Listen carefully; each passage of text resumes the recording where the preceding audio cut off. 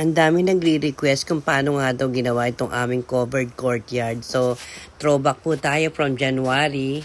Finally, this will be our biggest project this 2026 at na-convince ko nga itong aking mother na tanggalin itong nakalagay dito. Kasi originally, meron talaga siyang tegula. Ewan ko kung bakit pinatakpan ni mother ko yan. Na ngayon, nakikita namin na inaanay na, tapos madaming, alam mo na, mababait na pumapasok doon.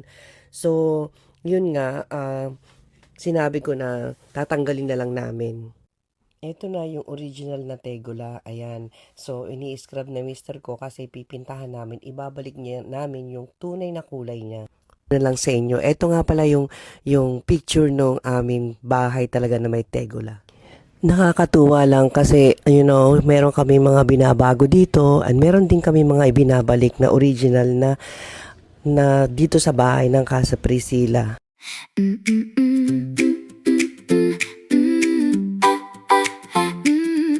Yeah. In a little old house with stories on the wall, love kept shining through it all.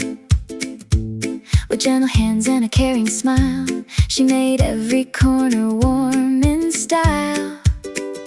Paint and flowers, candles glowing, little dreams just keep on growing. Every piece she made with love feels like blessings from above.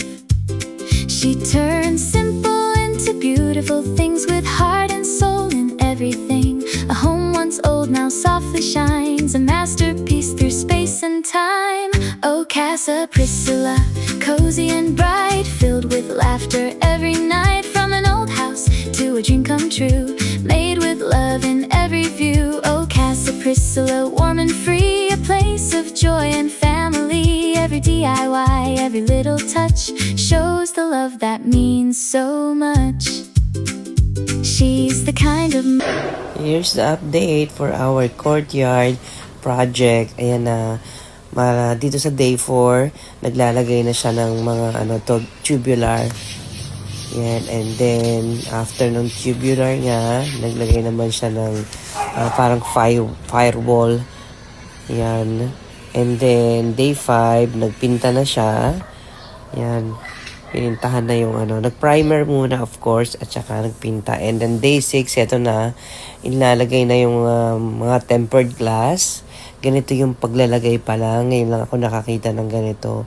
Piniframe nila pala yun, itatali nila, and then iaakyat nila dun sa bubong. Ayan. And then here it is. So malapit na pong matapos. After this, magpipinta naman kami sa baba, and then yun na, interior decoration na.